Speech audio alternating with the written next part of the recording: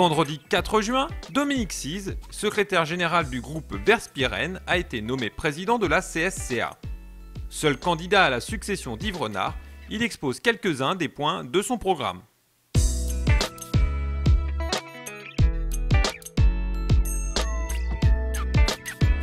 D'abord, il s'agit pour moi de faire tous les efforts possibles et de mobiliser l'énergie de façon à continuer le développement de la Chambre pour que ce soit un outil au service de l'ensemble des syndicats et des courtiers qui sont membres de ces syndicats.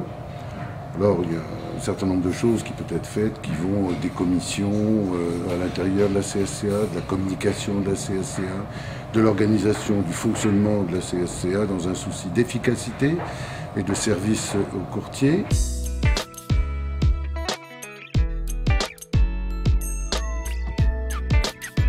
Être à la disposition des courtiers, les aider à se mettre en ordre de marche compte tenu des changements réglementaires qui vont intervenir dans les années qui viennent et on les voit se profiler à l'horizon, qu'il s'agisse de l'indépendance, de la transparence, qui viennent d'ailleurs se rajouter à toutes les contraintes juridiques qui pèsent sur le chef d'entreprise en règle générale, et enfin essayer de développer la notoriété de la CSCA et d'augmenter le nombre de ses candidats, le nombre de ses adhérents, de telle sorte que nous ayons une représentation, une représentativité plus forte.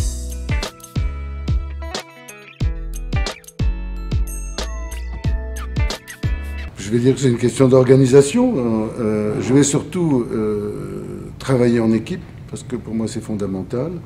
Une équipe de gens autour de moi, que ce soit le bureau restreint, que ce soit le bureau tout court, qui est composé du bureau restreint et des présidents des syndicats et du Conseil national. Et puis par ailleurs, nous allons mettre en place un certain nombre de gens, des fonctions, pour nous aider justement à atteindre les objectifs que nous souhaitons. Et je suis favorable à ce qu'il y ait la participation du plus grand nombre, de telle sorte que justement nous sommes tous des professionnels qui travaillons. Nous passons un petit peu de notre temps au service de la collectivité. Il ne s'agit pas de devenir des fonctionnaires de la collectivité. Et il faut quand même rester dans le métier pour pouvoir être à l'écoute de ce qui se passe et apporter la meilleure réponse et connaître son marché.